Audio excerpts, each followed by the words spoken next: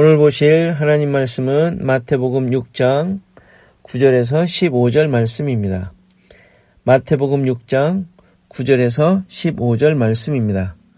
다 같이 한 목소리로 봉독하도록 하겠습니다. 다 같이 하겠습니다. 시작. 그러므로 너희는 이렇게 기도하라. 하늘에 계신 우리 아버지여, 이름이 거룩히 여김을 받으시오며 나라가 임하시오며 뜻이 하늘에서 이루어진 것 같이 땅에서도 이루어지이다. 오늘 우리에게 일용할 양식을 주시옵고 우리가 우리에게 죄 지은 자를 사하여 준 것 같이 우리 죄를 사하여 주시옵고 우리를 시험에 들게 하지 마시옵고 다만 악에서 구하시옵소서.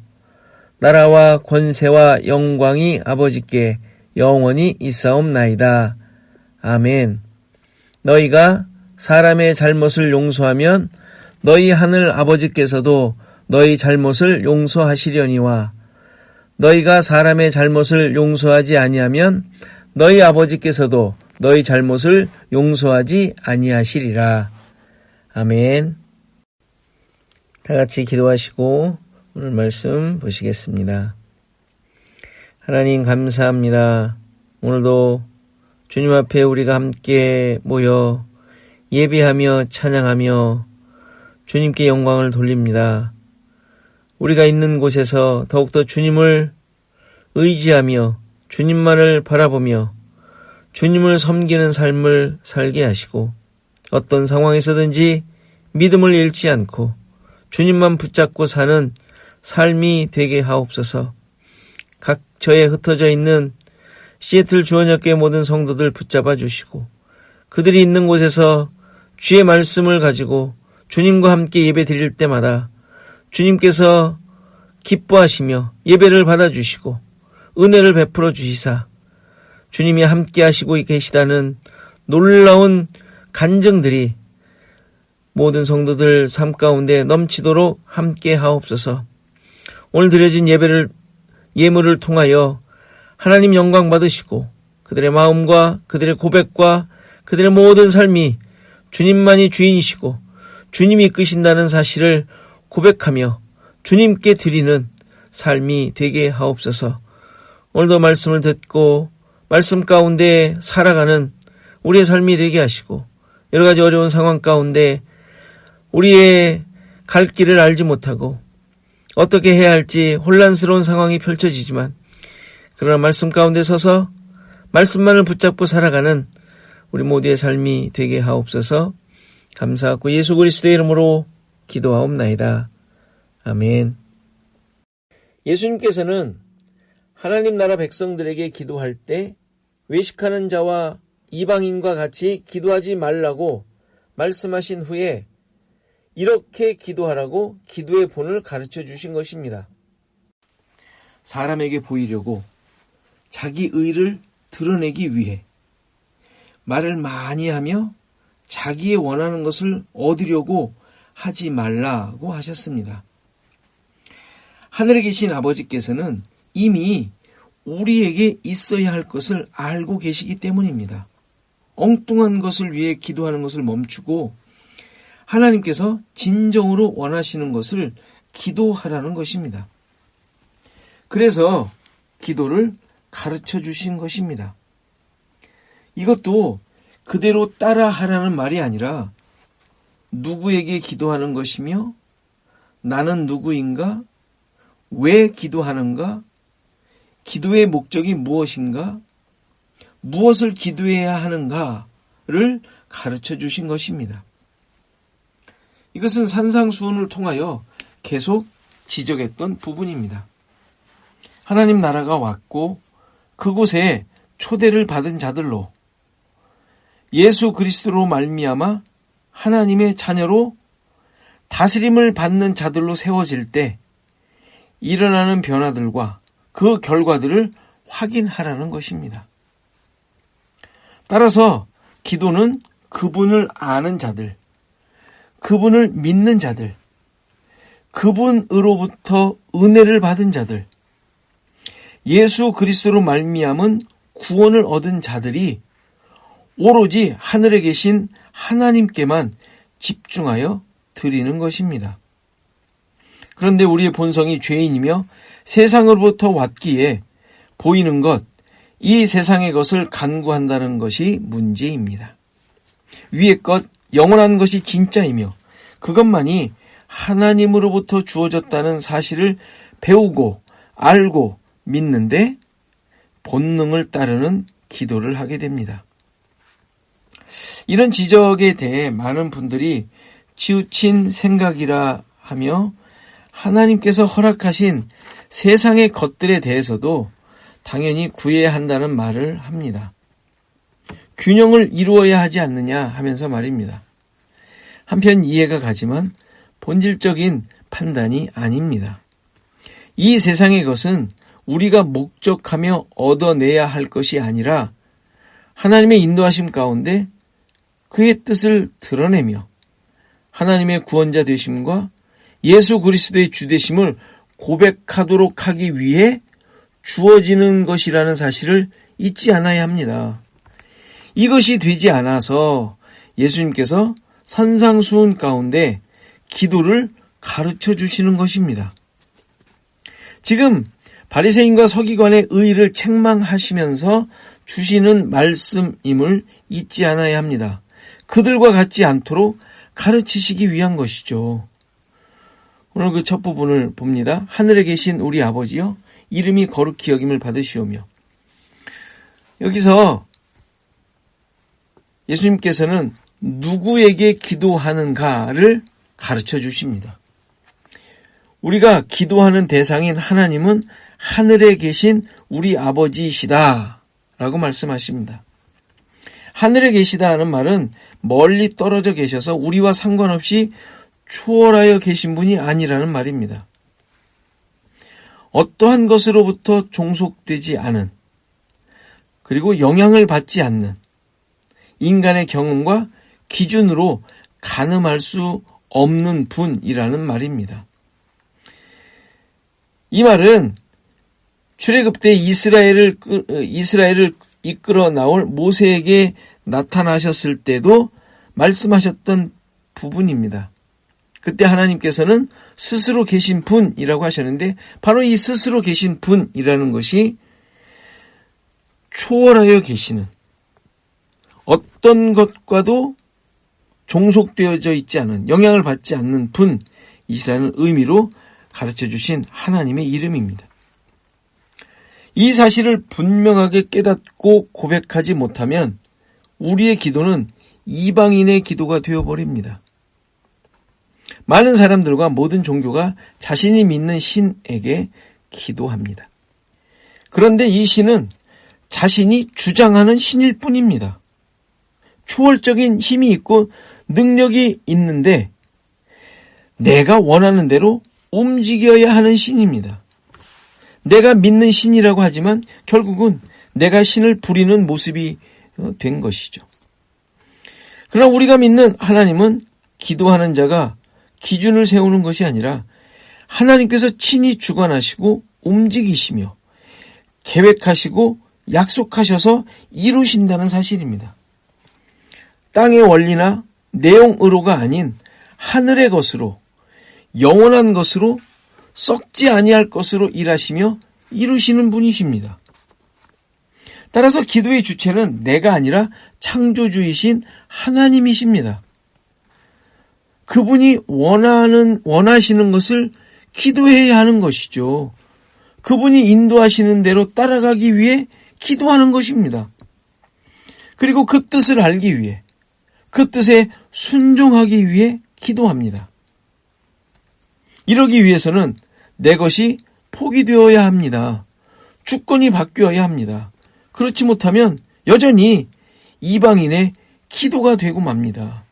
천지신명에게 기도하는, 치성을 드리는 모습인 것이죠. 예수님께서 가르치시는 하나님께서 하늘에 계시다는 의미는 우주를 섭리하시고 영원하셔서 전능하신 하나님을 말씀하고 계신 것입니다. 뿐만 아니라 우리의 모든 것을 아시며 인도하시는 분이시죠. 나를 만드셨고 나와 함께 하셔서 책임지시는 하나님이심을 고백하는 거예요. 그리고 이런 분이 바로 우리의 아버지이시라는 사실 또한 말씀해 주십니다. 아버지라는 사실은 특별한 관계가 맺어진 사이라는 말이죠. 하늘에 계신 분인데 그분이 우리의 아버지이시며 따라서 나는 그분의 자녀라는 말입니다. 그가 원하시고 목적하신 것들, 영원한 것들을 주시기를 원하시는 분이시라는 말입니다. 그리고 그의 뜻을 구하는 자에게 반드시 주시는 분이심을 말씀해 주시는 것이 아버지시라는 말씀입니다. 여기서 아버지라는 이 단어는 우리가 잘 아는 대로 아빠라는 의미입니다. 무슨 말이냐면 정말 특별한 관계를 말해주는 단어라는 말이에요. 아버지와 친자식 간에 쓰는 말이죠. 평범하게 쓰는 아버지, 아버님의 의미가 아니라 정말 아버지와 자녀 간에 쓰는 단어를 지금 기도하며 하나님을 아빠라고 부르도록 하고 있다는 사실이에요. 정말 하나님께서 여러분들의 아빠이심을 믿으십니까? 아빠십니까? 반드시 이 사실을 믿고 고백하셔야 합니다. 하나님과 이스라엘과의 관계, 하나님의 백성과의 관계를 성경에서는 여러 가지로 설명하고 있는 것을 보게 되죠. 왕과 백성, 목자와 양떼, 농부와 포도원, 또 군대와 군대 사령관과 군대, 신랑과 신부 등 하나님과 그의 백성과의 관계를 여러 가지로 설명하고 있는 것을 보게 됩니다. 그런데 이런 관계는 그냥 설명하는 것으로 만든 것이 아니라 언약을 나타내는 것으로 주신 관계들이에요.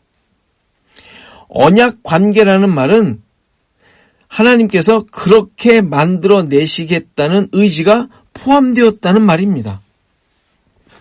하나님께서 그렇게 하나님 노릇을 해주시겠다는 약속을 말하는 거예요. 그래서 이스라엘은 그런 특권을 누리며 사는 자들임을 보여주고 계시고 하나님 노릇하심에 의지해서 사는 관계라는 것을 보여주고 있는 것입니다.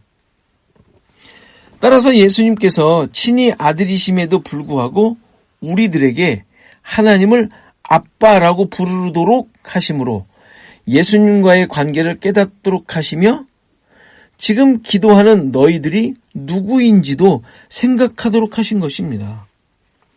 하나님을 아버지라고 부르는 모든 자들은 결국 하나님의 참 백성들이며 하나님의 진짜 자녀들로서 기도하는 것임을 확인하고 고백하도록 하는 것입니다. 예수 그리스도를 통하여 약속하신 것이 성취된 자들이다는 사실을 고백하도록 하는 것입니다. 그렇다면 우리들이 기도할 때 정말 아버지라고 고백하고 있느냐? 이 사실을 또 우리는 확인해야 합니다.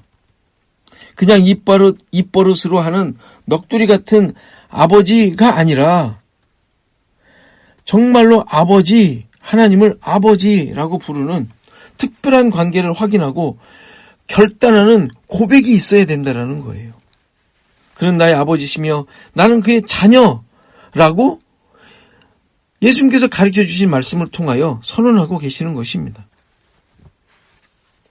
그러니까 이 산상수훈 전체의 맥락 속에서 본다면 예수님께서는 아버지를 부르며 그 아버지께서 만드신 하나님 나라, 그 나라로 우리를 초청하고 계시는 거예요.